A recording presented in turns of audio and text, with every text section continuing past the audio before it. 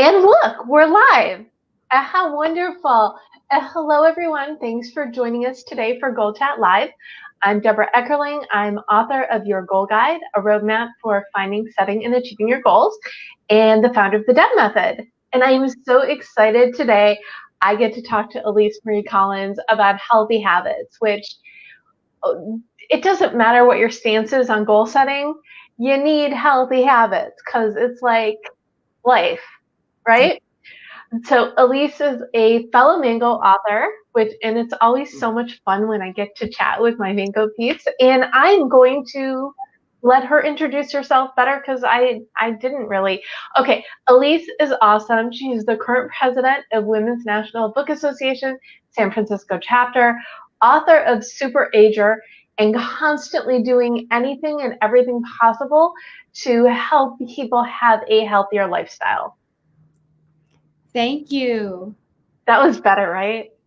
That was great. Deb, yeah, the Deb method just keeps getting better and better every minute. So what did I not say about you that you want to add?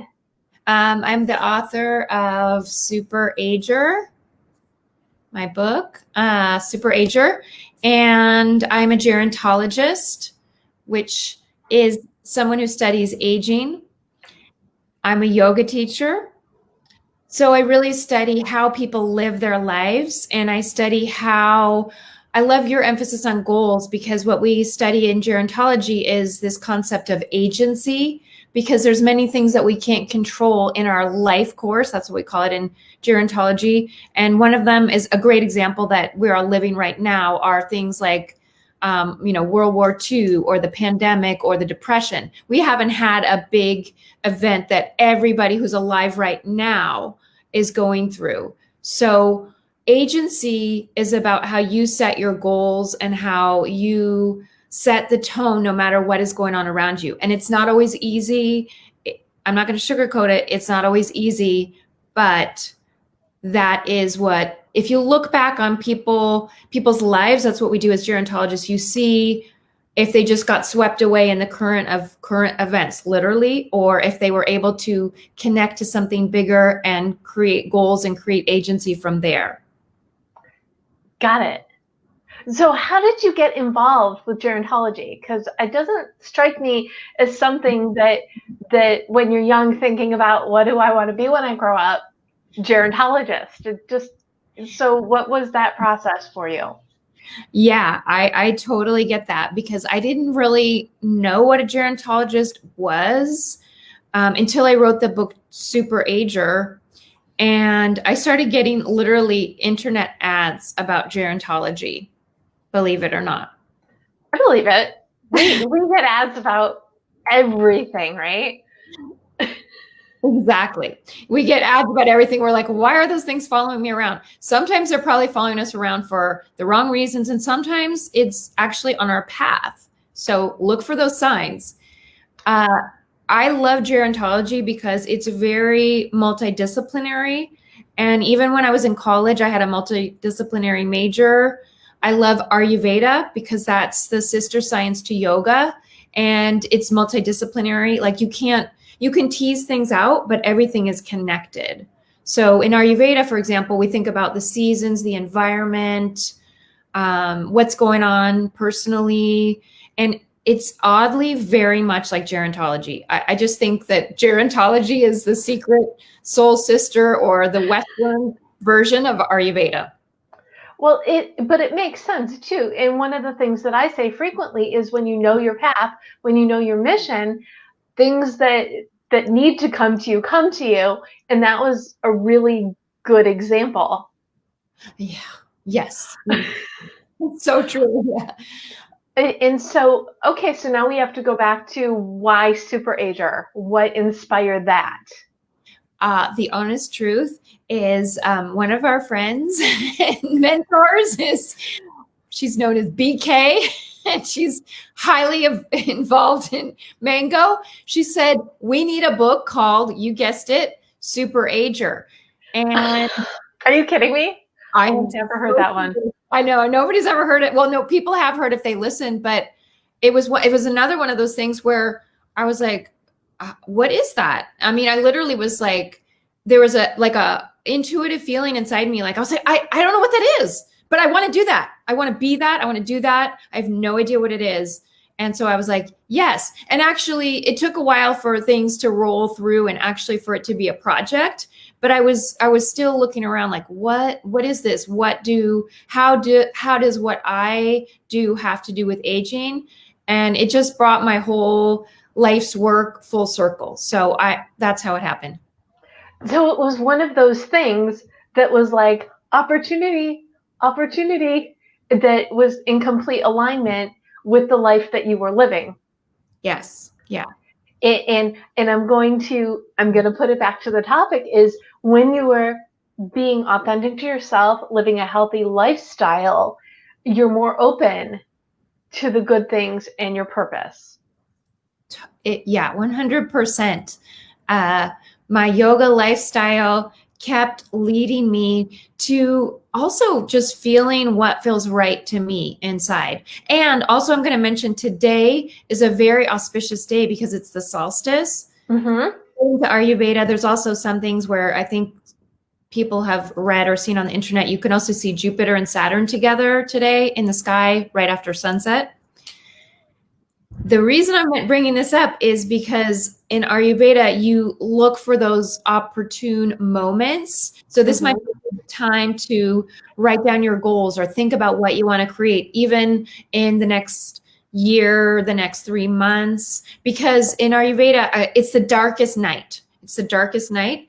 So I think of it like go in that closet, pull out some things you want to get rid of, because you can open the closet right now and get rid of some of that junk that you don't even remember exists, and it's probably weighing heavy somewhere in your unconscious, and then make space for new ideas, new goals. Maybe somebody will offer you similar opportunities that clear out. Okay, so we're talking about the metaphorical and the actual closet. I think so. Yes. Yeah. I think it's the Google Doodle today with the planets kissing. There was something, I'm like, I saw it and I did a double take, and I'm pretty sure that that's what it is. So how fortunate that the timing to have you on solstice. I love it. It's like everything. And one thing that I've been doing is I started the new year on December 1st. So everything I've been doing this past month has been content I normally save for January, but I figure who couldn't use a running start? And so we had the celebration. Last week I had Tim Timashiro talking about Ikigai and mission and purpose. And once you have that, you need your healthy habits. So the timing, I think, is perfect, because you need to take an inventory of who you are, what you want, which is a lot of what I talk about. You need to know what you want to get what you want. And then you have to set your body up for personal success.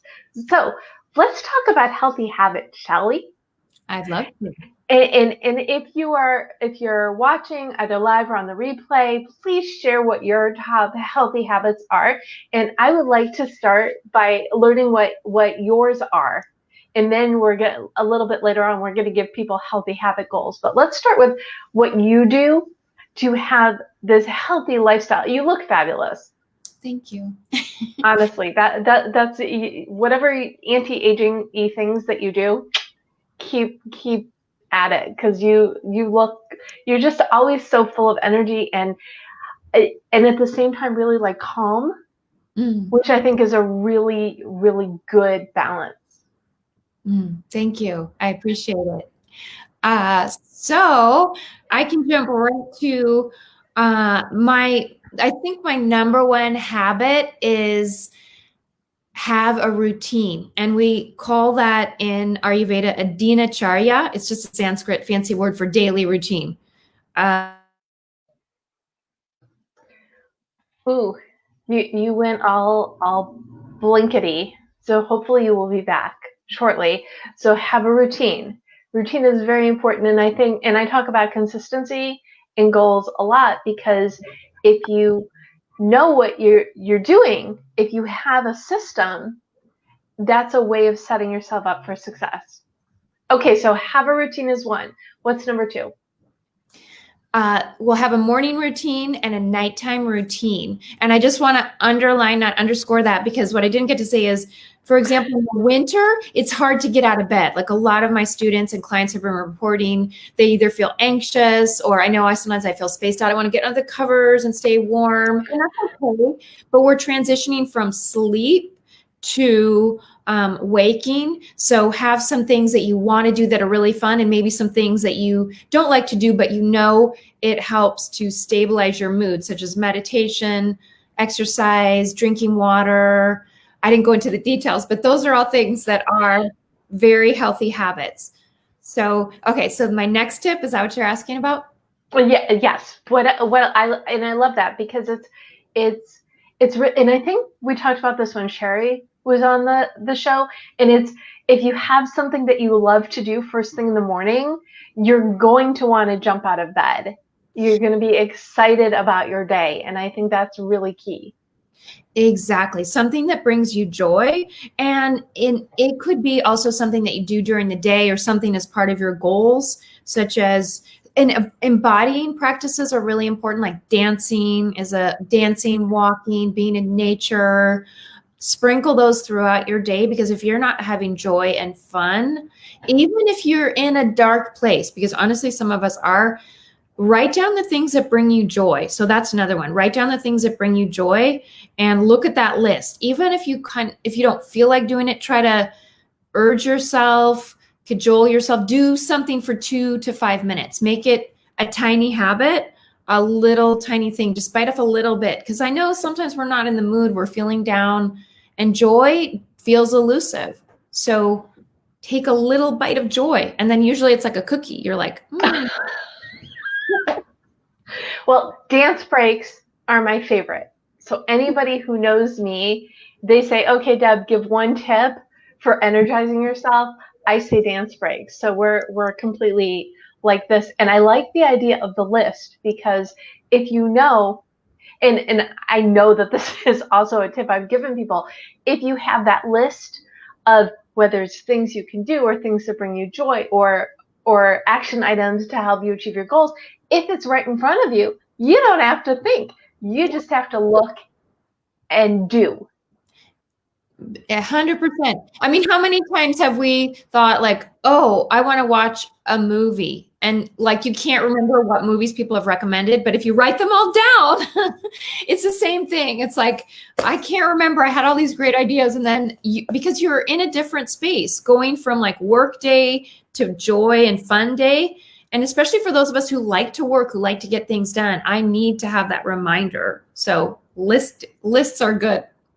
Lists are your friend. Okay, any other really good healthy habits that you employ that you think are everybody should do? Chair yoga, because we're on Zoom all the time. So you can't see my chair behind me, but I'm clearly sitting in a chair unless I'm levitating, or I could be sitting on the floor, but it kind of looks, you can see from things behind me. Chair yoga. So for example, I mean, I could even do it here. I turn, I twist, that twists my spine. I can twist, and you can't see my lower body, but there's so many little moves you can do, even just reaching your arms up. It's kind of like a dance break, but if you don't have time to turn on music, stretch your arms to the sky. It opens your lungs. It opens your energy field. And I know that, I think Amy Cuddy, she's the one that said, she's got your power pose. It's like you can still do it seated. You could turn off your camera for 5 seconds and just do this, especially if you feel low energy, or maybe you're up next to speak and you're like, oh my God, I'm feeling nervous. Reach your arms up, because we all have those Zoom moments. We feel disconnected because we're not in person anymore. Okay, and I have a very important question. Do you have a video of you doing chair yoga? I do, yeah. Okay, if you send that to me, Okay. I can put it in with the recap. Okay, great. I will send you. And I already have it. It's usually I wait till the end to give a bonus goal, but one of the bonus goals is going to be chair yoga, because I can get in with it. If I think of it as chair dancing, You're speaking my language. Yeah. And you could put on music. There's all kinds of moves. You can do it faster or slower. Chair yoga. And I think I even have one with music that my son was playing. He plays piano, so he was practicing his piano, and I was like, that would sound good with yoga. So Wow. Oh, that's great. I really, really like that one. Oh, any other healthy habits that you want to share? Should we move on to the next one and we can always fill in later? I'd say the last thing I'm thinking of right now, because it's winter, and even if you're in a warmer climate, drink warm tea or warm water and sip that water. Especially, it's good for detoxing. And you don't want to do like a hardcore cleanse in the winter, but just sipping warm water. The idea is it opens, just like warm opens up your pores, it opens up things. So it opens your body. When we sort of get closed and more like hibernation is the winter. So the warm, and we like that cozy feeling. It's like a cuddle. You're like drinking a cuddle. Yeah. So does this mean in the summer you should be drinking cold things all day? Or if this was the summer, what is the correction? Good question. The correction in the summer would be, it depends on, I'm guessing because you're the Deb method and you're strong on goals, you probably have a very fiery constitution. Oh, I'm all Leo. I am total Leo, yeah. Before you even said that, I would probably wager like a lot of money on that, but we don't have any bets right now. So, but yeah, so I would say for fiery types, you could have cooler drinks. I'm more of an air type, so I could drink warm. I'm the kind of person I could drink warm anytime. And everybody, just, you want to be careful about drinking really cold drinks with your meals, because that's our fire, our digestive fire in the belly. So you don't want to dampen it too much. All right. So people like me, the Aries, the Sages, the Leos, should drink nice cooler drinks in the summer, but you can't go wrong if you drink hugs that are warm all year round. Yeah. I think that makes complete sense. Because and I'm in LA, you're in San Francisco. Yeah. And even though it is warm outside, my apartment is an older building because it's freezing. So it's 79 degrees outside, and in the summer, I would be roasting. But because it's winter, I have no idea why. I'm like constantly have like chitter chatters. So the warm is going to help that, right? Yes, definitely. Yeah. Now I have an extra bonus, extra super duper. Okay, great, wonderful. Let's get on. And you have all these great ideas, and I'm sure you live everything you teach, because that's really important, and something that I do as well. I always say I created the Deb method through doing the Deb method. And when we take our own advice, it works. But do you have any sorts of healthy habit challenges? Healthy habit challenges. I would say do a morning routine challenge, because when you have something you want to, I think the morning routine, especially in winter, is very important. So the way I would describe it is, see if you already have a morning routine, add one thing to that routine. And the challenge is almost I can't think of the word, but the opposite. What's that word for the opposite? It's not what you think, because if a challenge sounds like it's going to be something really big, but actually doing a small thing that gains momentum. So say you want to add, what would you like to add to your morning routine? Oh, I'm being quizzed now? Yeah, or just make up something. Well, I think you solved a huge problem for me, because the warm beverage thing, I think is, and I don't like cold water. Mm-hmm. So I take room temperature water, but now I'm feeling like I should get do like take some cold water and take some hot water and mix it together and drink that. I think that part is really going to be helpful for me personally. So I'm in the other thing that I always say that I'm going to work out a certain number of times a week, and I always mean to. And I'm very good at doing 5-minute dance breaks. I have 5 of 7 rules, so I like to do them 3, 4, 5 days a week. But I know that I need to work out a couple times a week where it's an actual workout. Okay. So that's the other thing that I need to add to my routine. So here's the challenge I would make. Do you want me to make that into a challenge for you? Oh, please go right ahead.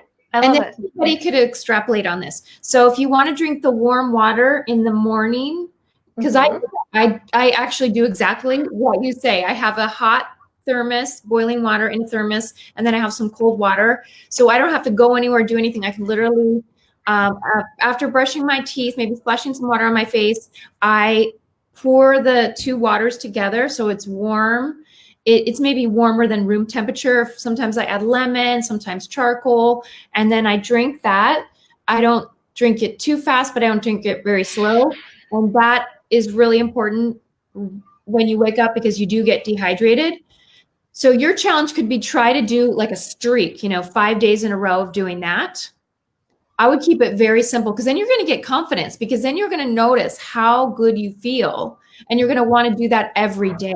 So it's about building confidence rather than making this thing like, oh, I did Elise's challenge and then, I went on to the next thing. But you want it to stick. So you want it to be more than 5 days. The workout, I would do something like try and do like make it so small and then you're going to want to build on it and try to do it at the same time every day.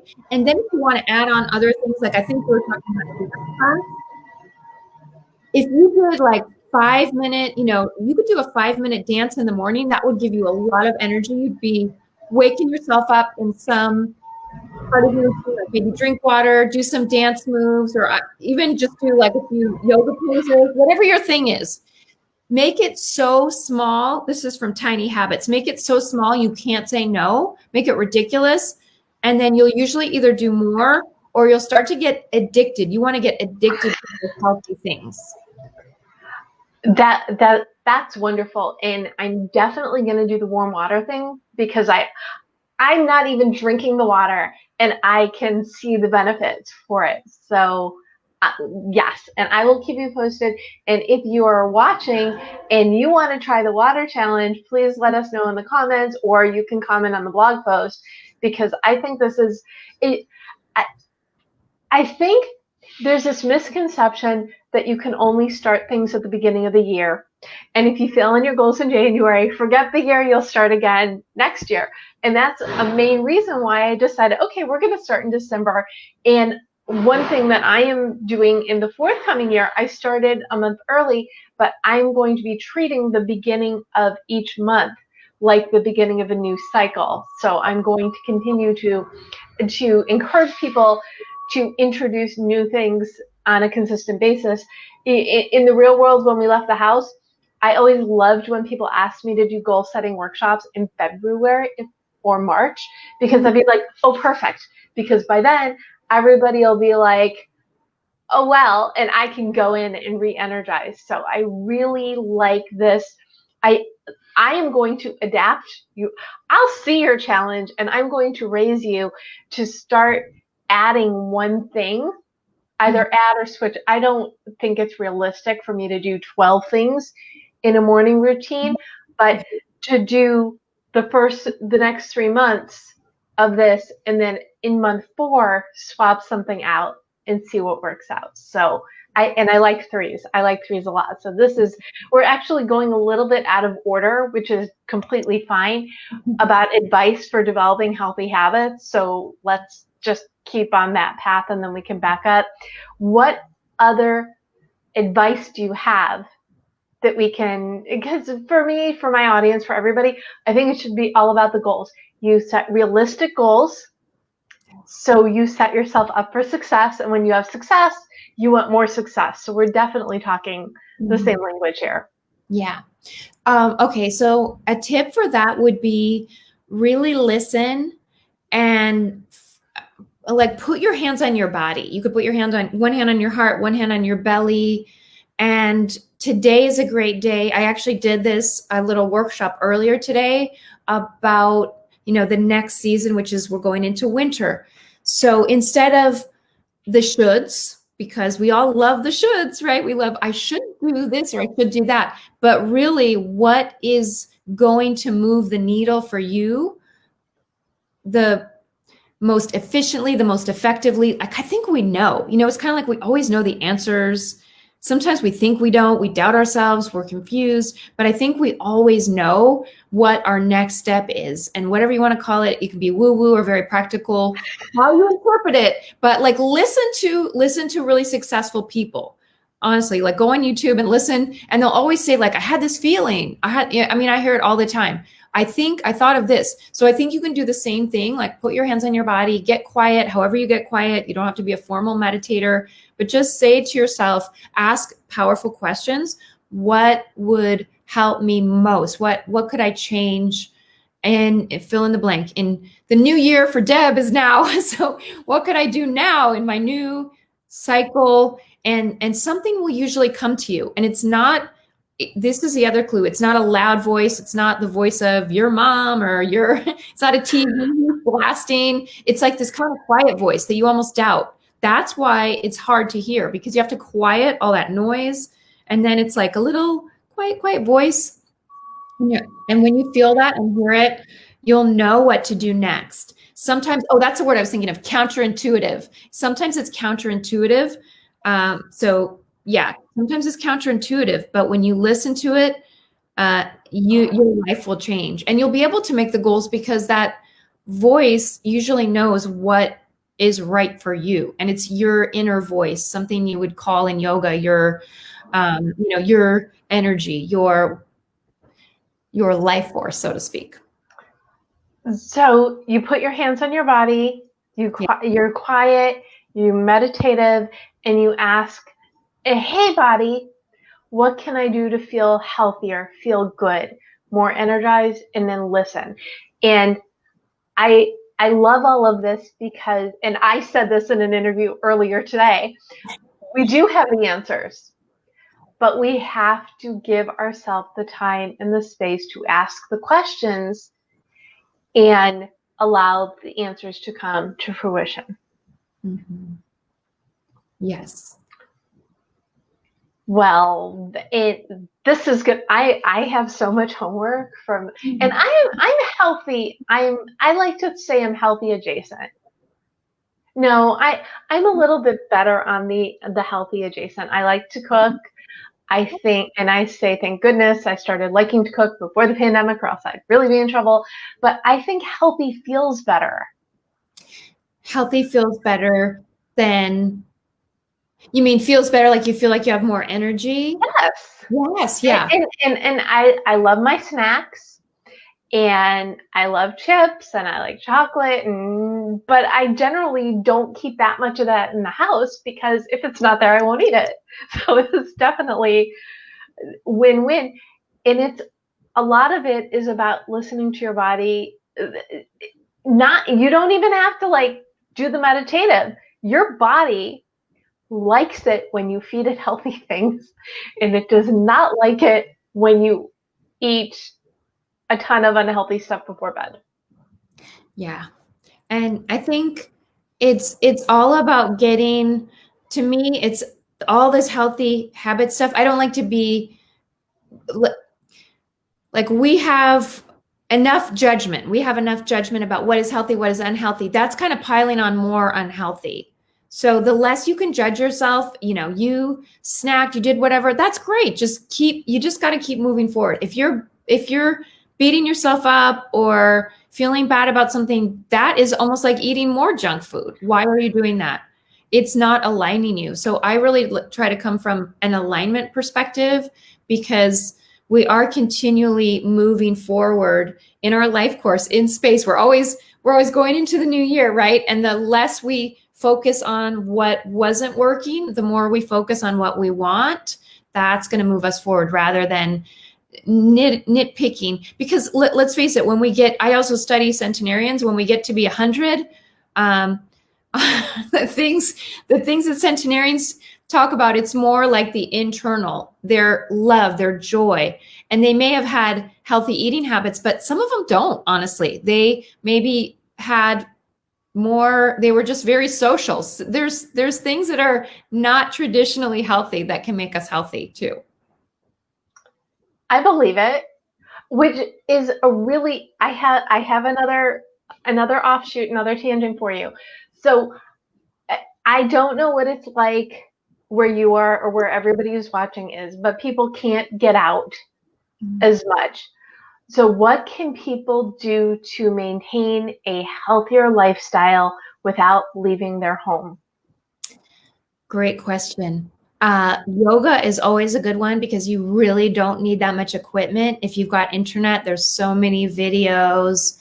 Again, chair yoga. Some people can't get off the floor or they have trouble standing. You can literally do like chair jumping jacks. I'm moving my legs and dancing. I think your mindset is so important. I have a whole chapter on mindset in Super Ager because mindset is critical to healthy habits, to healthy aging, because no matter what, life is going to throw you all kinds of punches, all kinds of things. And the more you can transform that, alchemize that within yourself. This time is one of those examples when we can't get out.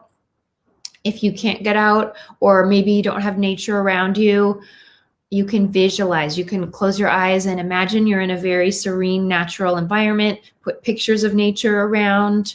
Those are some of the things I would do being stuck at home.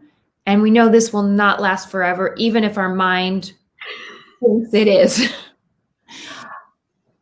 I am very big on visualization as well. So that's really, really perfect. So don't just put your goals where you could see them, put the life, the ideal life, what brings you peace, find ways to include reminders of that in your line of sight. And that's going to help. And one other question, and we're gonna, this is, why is it, we all want to make changes, but why do you think it's so difficult for people to make change?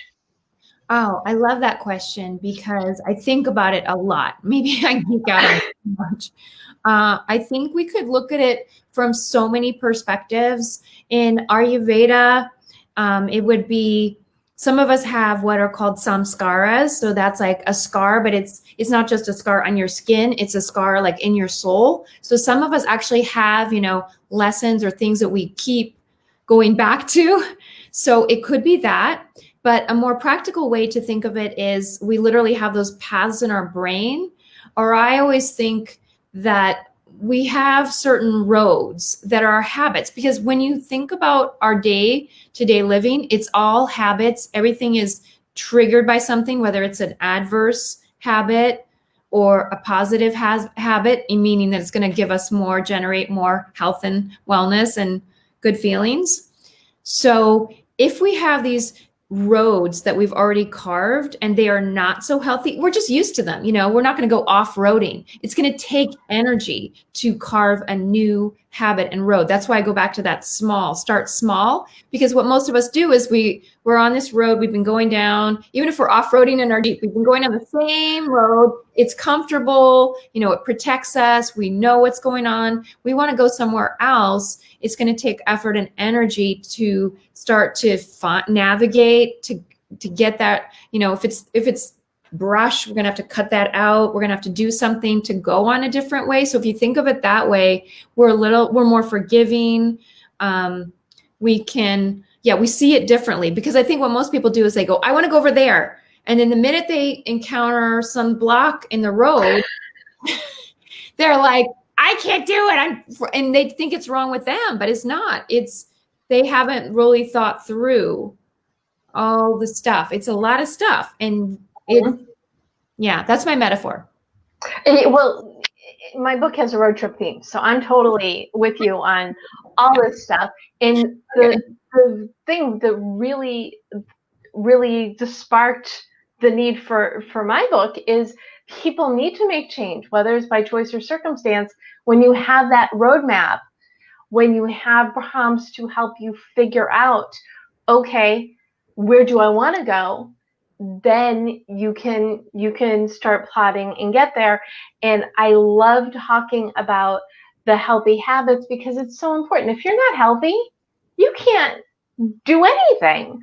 So it needs to be incorporated just as much into your goals as anything else that you want to do. You want goals for the whole person, the whole body, not just the career or the side hustle or whatever. So it's the timing obviously is, well, anytime is probably a good time to talk healthy habits, but we did it on solstice and I don't even know that it was planned, but I like to pretend that it was because it just worked out.